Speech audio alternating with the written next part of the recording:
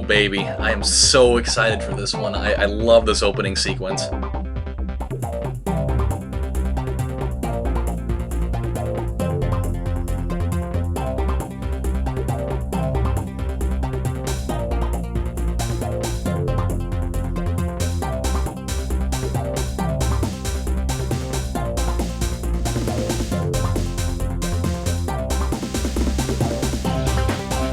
What's going on, everybody? Your host AMF1534 here. Welcome to my brand new Let's Play series, Let's Play Rush 2 Extreme Racing USA, brought to us in 1998 by Midway Games.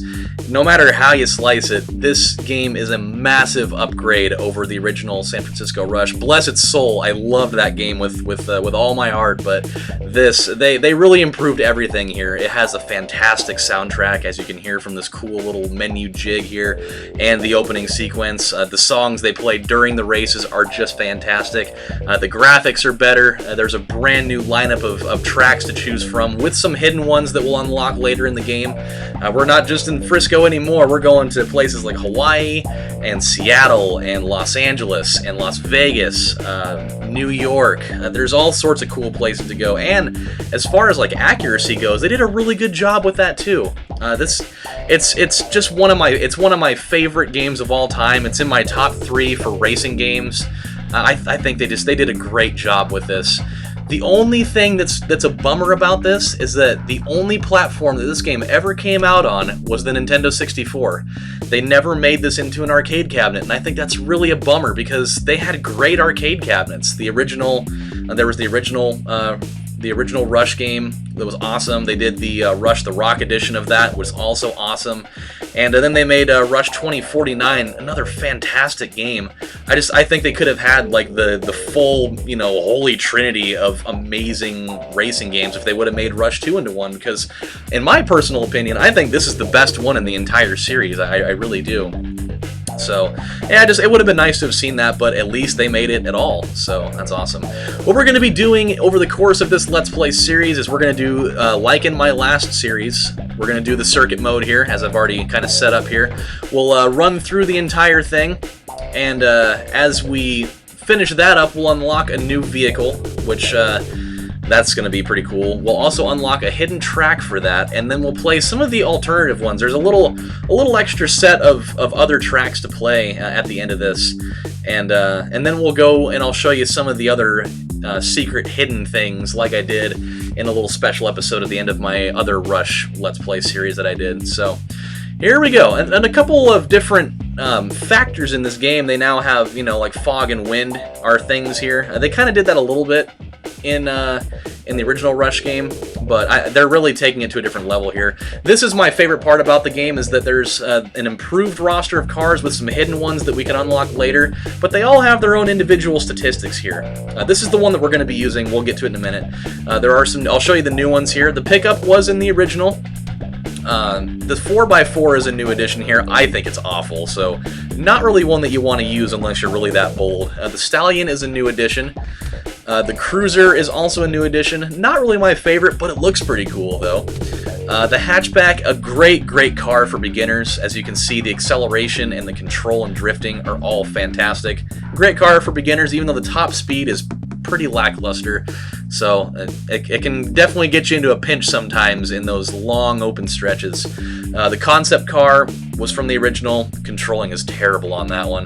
The Subcompact, the Sportster, Van, and Exotic are all from the original too, most of which have terrible controlling outside of the Van, which has the best controlling in the entire game. The Coupe was my favorite to use in the arcade versions, even though the controlling is awful for this one. It's just, for those, you really have to have an expert touch, really. It's just one that it's so finicky that it's not my particular favorite there. The Bandit is another cool one. The Sedan also has fantastic controls. Another great car for beginners, even though the acceleration's a little bit lower than the hatchback. Top speed's about the same. The Mobster, that thing is, I don't know. I don't think it's a very good car. It looks pretty cool though. Kind of got that old mobster look, I guess, would be the right word. The muscle car, another one of my favorites from the arcade version, but the controlling, again, not very good. So what we're going to be rolling with is the compact car, that good old Acura Integra. I think personally it's the best car in the whole game, outside of ones that you can unlock later. The acceleration is very good. The top speed, while not fantastic, still pretty good. I can definitely work with it, as you'll see. The control is good. The drifting is good. So we're going to be rolling with manual transmission. You can change the paint job in a much more significant fashion than you could in the original game. You can put racing stripes on it, change the rims, like so. You can change the horn even if you want. You can change what the engine sounds like, which is really cool. It doesn't matter which one you pick, it's not going to adjust any of the statistics at all, so we're going to roll with the 440 V8. I think it's cool. Things that you can do that'll adjust your stats a little bit, though, if you change your suspension, that will control your car's drifting ability. Always go with tight. I'm sorry, that was the opportunity was right there. I had to go with it. If you go with S2D2 tires, that will give you the best control that you can have. If you go with anything else, it'll start to get a little bit lower. And then if you go with durability all the way down, it obviously does make you more prone to crashing, but it does give you the ability to do some crazy little barrel roll things if your car starts rolling upside down. So you can get out of some weird scenarios with that. So always good, and it makes your acceleration better. So let's get down to business. Our first track's going to be here in Hawaii. Like it was in the other games, there are 28 races in the circuit. You race every single track 4 times in different orientations. We'll be doing regular orient. Oh wow, that got ugly. We're doing a regular orientation and then backwards, mirrored, and then we'll do backwards and mirrored. So we'll definitely get an opportunity to see every track in every way that you could possibly, shake it in extremely varying difficulties. And yes, you did see that correctly. This game did have sponsorship by Mountain Dew. That's actually one of the new additions in this game. Is like in the first game, there are hidden keys scattered around the levels for you to usually find not while racing. You can just go into like one race or practice and find them that way.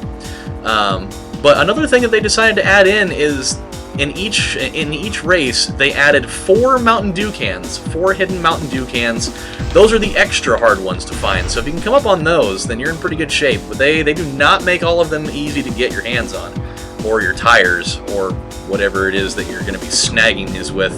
I like to think if you're picking these things up, the guy that's driving, or the girl or whatever, just like reaches their hand out the window and grabs it. I think that'd be pretty cool. So, again, by the way, fantastic soundtrack. I'll shut up for a minute so you guys can actually get a little bit of a sample of it here.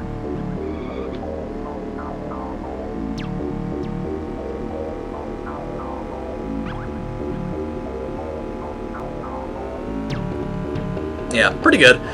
It's that they follow a little bit more of like the techno sound in this game than they do kind of like the rock type sounds that they were doing in the first one. They did a lot of kind of rock tracks in that first game.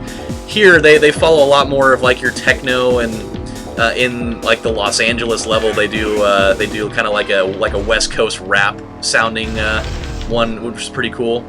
So that's one thing I just loved about this game is not only was the music just really good, and it kind of fit its own area pretty well.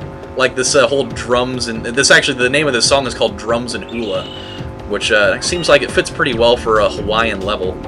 And it's everything just really flows together. Like the way they present this level really makes you kind of have that feel that you're in Hawaii. You got palm trees everywhere, and you got the kind of like the harbor out there. You got all the open hills, and there's boats and all that stuff. It's pretty cool. I think they did a good job with this. I would have actually filmed this. I was going to film this yesterday, but I've been kind of experimenting with some new game capture software. As of recent, I was talking with the guy that runs the Lazy Game Reviews channel on YouTube. Guy makes great stuff. I've mentioned him before here on my show, and he was. I asked him because he does a lot of stuff for DOS games using like DOSBox, and so I asked him what program he was using for whenever he filmed stuff. Yikes! It's a rough little spot there. And he said, because I told him that I use Fraps, and he's like, "Oh my God, I'm sorry." And he's like, yeah, Fraps is such a memory hog, which it totally is. I'm definitely not going to dispute that at all. My file sizes are just ridiculous. And so it becomes really a pain in the ass when you're trying to render this stuff, you know, after it's done. And so he was telling me that he was using a program called Shadowplay, which I think it's just put out by NVIDIA. And he says that it doesn't take anywhere near the amount of memory that Fraps does when it's running, and just the file sizes are smaller, but the quality's still there. And so I decided, hey, I'm gonna give this a roll. And then I remembered that he told me just make sure that your computer can actually handle it. Make sure that you have, you know, you hit the proper requirements, otherwise, you know, you won't be able to use it. And then unfortunately I found out after I downloaded it that my computer actually cannot run it because my hardware doesn't fit the profile, and it's just totally not compatible. Which you know, now that I go back and think about it, I totally get it. Like my tower, you know, bless its awesome soul, you know, it's been doing me good for a long time. I've had this thing pretty much ever since I graduated from high school, and you know, I'm 27 now, so I've had that thing for a cool 9 years now, believe it or not. And so it came out in the very first generation of i7 processors, which those have been out for 9 years now. It's freaking crazy. So yeah, my video card is the culprit, and that's what it's not compatible with, which I could totally, you know, go out and change that if I wanted to, but I mean, for me, I can totally stick with Fraps. It's not like it's a huge inconvenience. It you know, takes more time. But, you know, time is something that I typically seem to have a decent amount of here and there. So, it's not too bad.